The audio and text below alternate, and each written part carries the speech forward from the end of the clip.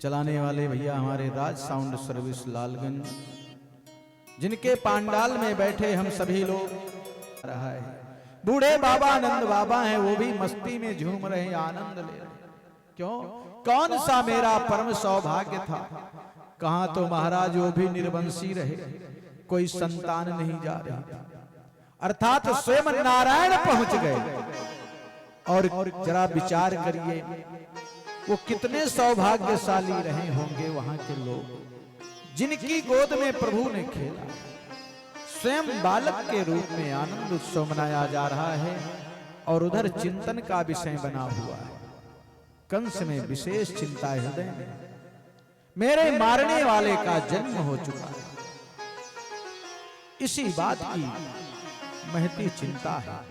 परंतु बंधुओं माताओं कभी चिंता नहीं करनी चाहिए। बोले फिर क्या करनी चाहिए? बोले चिंतन करना चाहिए। चिंता और चिंतन में बड़ा अंतर है। चिंता अपने आप व्यक्ति को जला देती है, उसमें चिता की आवश्यकता ही नहीं। और चिंतन से मार्ग निकलता है, चिंतन से उपाय होता है, चिंतन से आपके जीवन में उन्नति होगी। उसके विषय में केवल चिंतन करना चाहिए, चिंता छोड़ देनी चाहिए। आज चिंतन नहीं हो रहा है, चिंता व्याप्त हो गई कंस के हृदय, और महाराज उधर उनका लालन पालन हो रहा है। उनका होने क्योंकि ठाकुर जी की कथा है ना, ये टेढ़े सरकार है। इनका पैर देखते हो ना, एक पैर टेढ़ा ही रहता है। अब देखो इनकी छवि में एक पैर टेढ़ा करके खड़े रहते हैं। कौन से हैं? ये श्री कृष्ण हैं। केवल कृष्ण होते तो शायद सीधे रहते, लेकिन श्री भी टेढ़ी है। श्री लिखने में कितना टेढ़ी हो जाती, मानो जैसे ही इनका सानिध्य, इनकी कृपा हुई तो महाराज टेढ़े हो गए। क्यों? क्योंकि शक्ति के बगैर आप जीवन में कुछ कर नहीं सकते। श्रीमद् भागवत महापुराण के अधिष्ठात देवता हैं श्री ठाकुर जी, और ये टेढ़े क्यों हैं? बोले दुनिया को सीधा करने के लिए स्वयं टेढ़े हो जाते हैं। कंस जैसे अत्याचारी, दुराचारी, पापाचारी के लिए स्वयं टेढ़े हो गए। इसलिए भागवत भगवान की कथा भी टेढ़ी मेढ़ी है, सर्पाकार। जैसे सर्प चलता ना, चलता अपनी गति में सीधे वहीं जाना जहां उसको जाना होगा, लेकिन सीधे नहीं जाता, वो टेढ़े मेढ़े जाता है। उसी प्रकार से ये भगवान की भी अमृत कथा है, उनका लालन पालन हो रहा है। और इधर भगवान श्री सुखदेव जी से परीक्षित जी ने प्रश्न किया, प्रभु भगवान की प्राप्ति की कोई उम्र होती है क्या? आज के समय में आप लोगों से पूछा जाए कि भक्ति करोगे, बोले महाराज अभी उम्र नहीं है, यही तो कहेंगे। बोले हमारी उम्र नहीं अभी कुछ करने की। बोले केवल घर परिवार, भोजन आदि में, बच्चों में जीवन बिताना, यही उम्र है। इसकी क्या गारंटी है आपके जीवन में कि आगे वो उम्र प्राप्त हो जाए? इसलिए कहीं भी ये बच्चों के लिए, परिवार के लिए, समाज के लिए कुछ भी छोड़ने की आवश्यकता नहीं। मैं निरंतर से आपसे यही निवेदन करता हूं, इसके लिए कोई उम्र नहीं है। जब उम्र नहीं है तो कोई ऐसा भी है भक्त जो भगवान को प्रारंभ में ही, बाल्यकाल में भी प्राप्त किया है, अपने समाज, संसार, परिवार का उद्धार किया है, अपने पूर्वजों का परम कल्याण किया है। बोले है ना? और वो कौन है? जो मोहन में मन लगाए हुए वो फल को जीवन पाए हैं।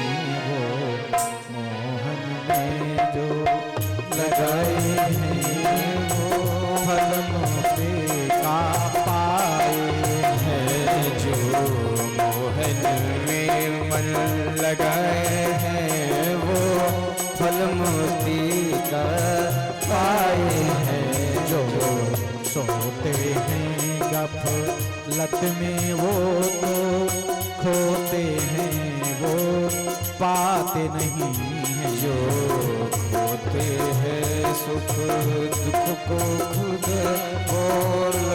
कभी नहीं बाटे। इसलिए अपने जीवन को व्यर्थ में बिताने का प्रयास ना किया जाए।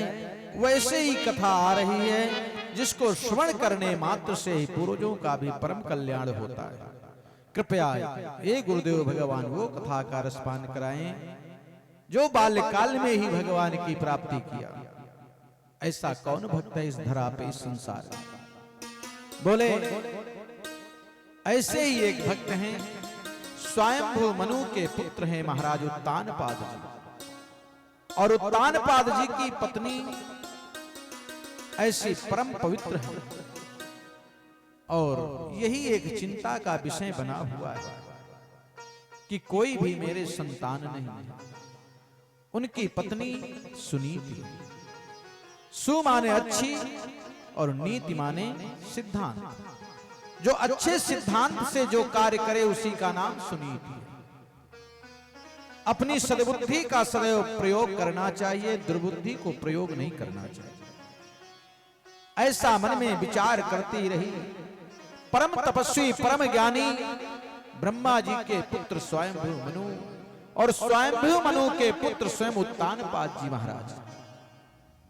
परंतु ये संसार में नियम है प्यारे, सबको सब कुछ नहीं प्राप्त होता है, कुछ ना कुछ तो कमी रही जाएगी। आज और कुछ कमी नहीं है। प्रजा को पुत्रवत व्यवहार करने वाले हैं, अपनी अनुपम कृपा सारी प्रजा के ऊपर रखते हैं, निर्धन कन्याओं का विवाह करवा देते हैं, धार्मिक कार्य में उनकी रुचि लगी रहती है। परंतु वो पति देवता हैं, वो राजा हैं, उनका तो बाहर घूमने टहलने से कहीं ना कहीं मन बदल जाता है, परिवर्तित हो जाता है, कुछ मन में शांति मिल जाती है। लेकिन यहां सुनीति के जीवन में केवल एक शांति है, और अशांति अपने लिए नहीं है बंधुओं माताओं, अशांति अपने पूर्वजों के लिए है कि मैं जिस घर में, जिस परिवार में मेरा जन्म हुआ, देवी का कितना बड़ा परम कर्तव्य होता। दोनों कुल का उद्धार करती हैं देवियां, पितृपक्ष का और मातृपक्ष का।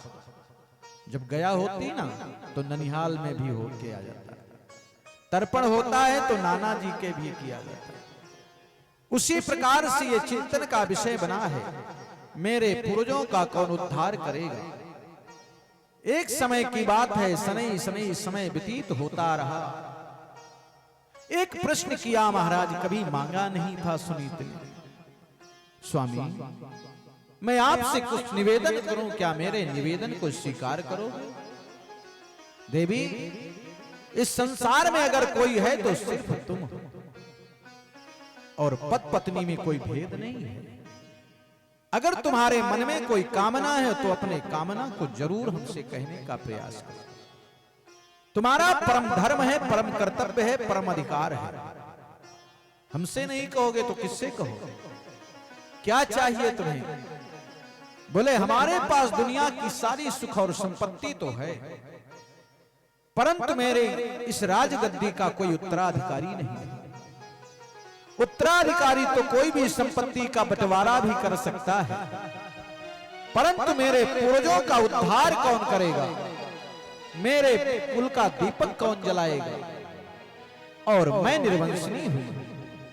मेरा कितना बड़ा दुर्भाग्य है कि कोई संतान नहीं है।